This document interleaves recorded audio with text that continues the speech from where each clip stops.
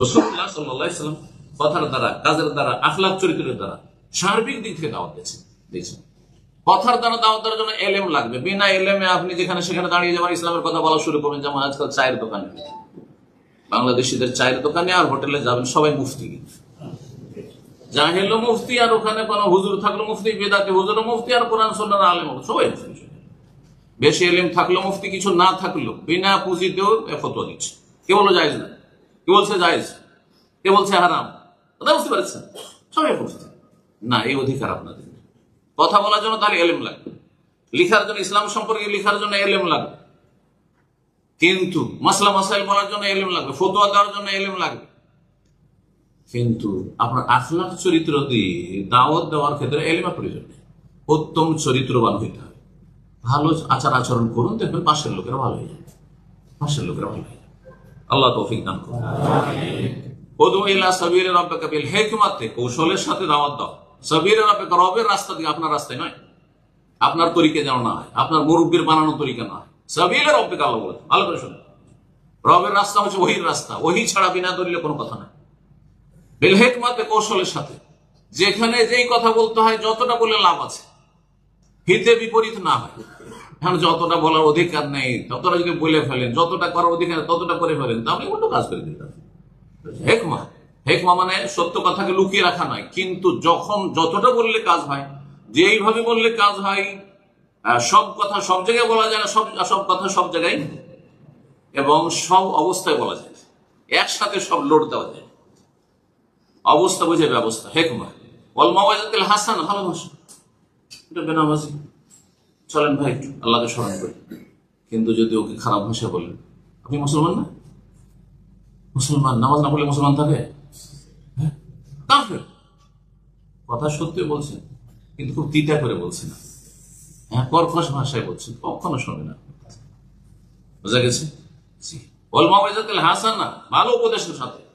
ওয়াজাদিলহুম বিল্লাতি, যদি কখনো বাকবিতণ্ড তর্ক করতে হয় তো সেখানে রেশারেশি করে না, গরম মেজাজ গরম করে না, বিল্লাতি হে আহসান, বেশি সুন্দরভাবে, যদি প্রয়োজন হয় বেশি সুন্দরভাবে, সেটা হচ্ছে ওর মন মানসিকতা আছে, যুক্তি দিয়ে লজিক দিয়ে সে বুঝতে চায়, তখন লজিক দিয়ে বুঝাবে।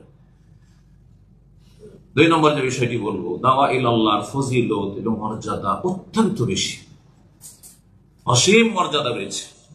আল্লাহ রাব্বুল আলামিন স্বয়ং বলছেন যে দাওয়া ইল্লাল্লাহর চাইতে ভালো কাজ, ভালো কথা পৃথিবীতে কোনো কথা নেই। এই জন্য এই কাজটি শুধু আমাদের জন্য আল্লাহ ছেড়ে দেন, এই কথাটা বোঝার চেষ্টা করেন। দাওয়া ইল্লাল্লাহর কাজ আমাদের জন্য শুধু আল্লাহ রাব্বুল আলামিন ছেড়ে দেননি, বরং স্বয়ং আল্লাহ ডাকছেন। আচ্ছা, দাওয়া ইল্লাল্লাহর উদ্দেশ্য কি? জান্নাতের দিকে ডাকা না জাহান্নামের দিকে ডাকা?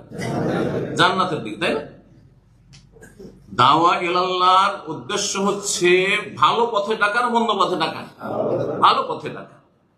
এই কাজটি স্বয়ং আল্লাহ রাব্বুল আলামিন করছেন, দুটো আয়াতে কোরআনে কারিমে রয়েছে। উলাইকা ইয়াদউনা ইলান নার, আল্লাহ বলছেন যে যারা বাতিল শক্তি, কাফের, পাপিষ্ট, গুনাহগার, অসৎ লোক সমাজের, তারা জাহান্নামের দিকে ডাকছে। যে জুয়া খেলে ডাকছে, হ্যাঁ, যে মদ খায় মদের দিকে ডাকছে, যে চরিত্রহীন ব্যভিচারকারী ব্যভিচারের দিকে ডাকবে, সে লম্পট। যে গাঁজা খোর গাঁজার ব্যবসার দিকে ডাকবে, গাঁজা খাওয়ার দিকে ডাকবে। খারাপ লোক খারাপের দিকে, শিরক যারা করে, বিদআত করে, মজা পূজা করে, তারা সেদিকে ডাকবে। মিলাদের দিকে ডাকবে, যে যা করে সেদিকে ডাকবে। নাস্তিকতার দিকে ডাকছে, সেকুলারিজমের দিকে ডাকছে। উলাইকা ইয়াদউনা ইলান নার, বেনামাজির সংখ্যা বাড়াতে, বেনামাজি কখন নামাজির সংখ্যা বাড়াবে? কখনো বাড়াতে চাইবে না, কারণ নামাজের সংখ্যা বাড়বে তো বলছে আমারও মুশকিল এখানে বাসা, কারণ সবাই যদি রুমে নামাজি হয়ে যেত আমি একা থাকবো কি করে, তাই না? সুতরাং ও খুঁজবে বেনামাজি রুম খুঁজবে, যেখানে আর কেউ আমার ঘুমে ডিস্টার্ব করবে না। উলাইকা ইয়াদউনা ইলান নার, ওরা জাহান্নামের দিকে ডাকে। ওয়াল্লাহু ইয়াদউ ইলাল জান্নাতি ওয়াল মাগফিরাতি বিইذনিহি, আল্লাহ বলছে আল্লাহ জান্নাতের দিকে ডাকছেন, আহ্বান করছেন, দাওয়াত দিচ্ছেন, এবং আল্লাহ তার ক্ষমা মার্জনার দিকে আহ্বান করছেন। জান্নাতের দিকে ডাকছেন আর ক্ষমা করার জন্য আল্লাহ রাখছেন, আসো ক্ষমা করো, আসো ক্ষমা করো। জানেন সহিহ মুসলিম হাদিস রয়েছে যে প্রতি রাতে আল্লাহ রাব্বুল 7 আসমানের উপর থেকে প্রথম আসমানে আসেন, আল্লাহর আশা আল্লাহর মতো বিশ্বাস করতে হবে। যদি এখানে আশারি মাতুরিদি ভ্রান্ত ফিরকাদের মতো বলেন যে আল্লাহ আছেন, আল্লাহর রহমত নেমে আসে, তাহলে পথভ্রষ্ট হবে, পথভ্রষ্ট। আপনি নেমে আসলে যেখানে নেমে আসলেন সেই জায়গাটি পূরণ করলেন, তো যেই জায়গায় ছিলেন সেই জায়গা খালি, আল্লাহকে তার সাথে তুলনা করলে হবে না। আর এইসব শয়তানি যুক্তি পেশ করলে হবে না যে আল্লাহ আরো আল্লাহ সাত আকাশ থেকে নেমে চলে আসেন, প্রথম আকাশ আল্লাহ জায়গা তাহলে খালি, কুফরি কথা এটা।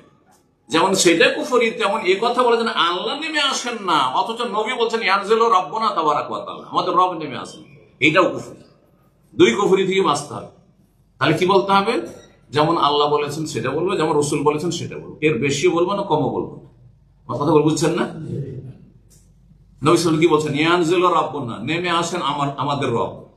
হ্যাঁ, ইলাস সামাইদ দুনিয়া, এই কাছের আকাশ, দুনিয়ার আকাশ, প্রথম আকাশ পর্যন্ত, কুল্লা লাইলাতিন, প্রত্যেক রাতে, হিনা ইয়াবকা সুলুসুল লাইলিল আখির, যখন রাতের শেষ তৃতীয় অংশ থাকে, শেষ তৃতীয় ভাগ, সেটা সবচেয়ে ফজিলতের তাহাজ্জুদের জন্য সময়কাল, রাতে, এই ভোর রাত্রে। আর ডাক দে মাইয়াদুনি, আল্লাহ ডাকছে। দুনিয়াতে যদি ঝগড়া হয়ে যায়, কেউ চাইবে না যে আপনার ক্ষমা করুক আর চান্স দিক।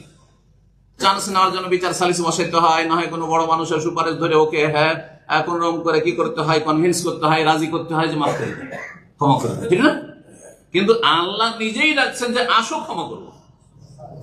এটা হচ্ছে স্রষ্টার সৃষ্টিতে পার্থক্য। আল্লাহ এবং আল্লাহর মখলুকে বান্দা, যার মনটা একেবারে ছোট, আমাদের মন এত ছোট যে আমরা মানুষকে ছাড় দিতে চাই, মানুষকে ক্ষমা করতে চাই না। আর আল্লাহ ক্ষমা করতে চান, আসো।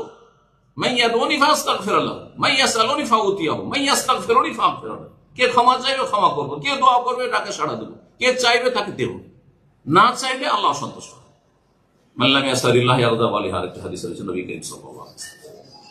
চিন্তা করুন তো, আল্লাহ রাব্বুল আলামিন জান্নাতের দিকে ডাকছেন।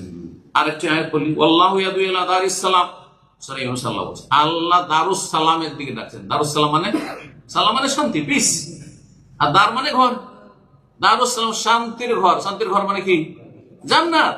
শান্তির ঘর মানে জান্নাতের দিকে আল্লাহ ডাকছেন দারুস সালামে। আর আগুন হচ্ছে দারুল আযাব, আযাব শাস্তির ঘর, ওইদিকে যেতে নিষেধ করছেন। আল্লাহু ইয়াদউ ইলা দারিস সালাম ইয়াহদি মান ইয়াশা ইলা সিরাতিল মুস্তাকিম, যে চেষ্টা করে তাকে আল্লাহ হিদায়াত দেন।